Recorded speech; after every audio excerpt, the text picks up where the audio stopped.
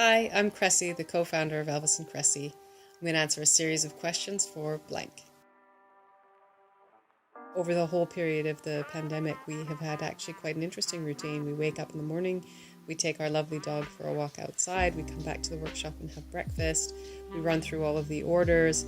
I do a lot of virtual meetings, a lot of Zooming, a lot of Microsoft Teams, interviews with journalists, and then more orders, and then another dog walk in the evening and home, which is also in the same building.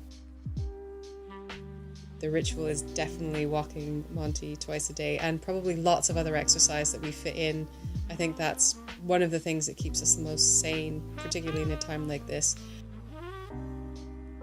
The biggest impact is that we normally have 25 people that are doing all of the activities that we require because we manufacture all of our own products. And now we're running skeleton teams because of social distancing, and that means that there is essentially only about 6 of us that are trying to do the same amount of work that 25 people normally do, which is really, really tricky. I think also what's definitely impacted us is that we move around a lot. We communicate with lots of people. We work with retailers. All of our boutique partners and retailers have closed, and a lot of the events that we were going to attend have been cancelled. We had a lot of amazing things planned with the V&A right now in April and May, and all of those have been postponed. The reality of waste, the reality of all of the environmental work that has to be done in order to fend off catastrophic climate change means that we have to always be thinking about what's next and how can we do more and how can we be better and how can we have a greater impact. So even when we're extremely frustrated and you think, gosh, we could give up, that's never, ever, ever a serious thought because there's just too much work to do. What inspires us is the same thing that keeps us going, really: nature, the environment.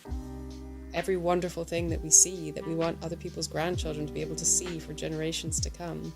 And Elvis, always Elvis, massive inspiration for me. My grandmother, amazing environmentalists like Wangari Maathai and Jane Goodall and Greta. I mean, come on, there's amazing people out there. Catherine Hayhoe, an amazing climate scientist and communicator.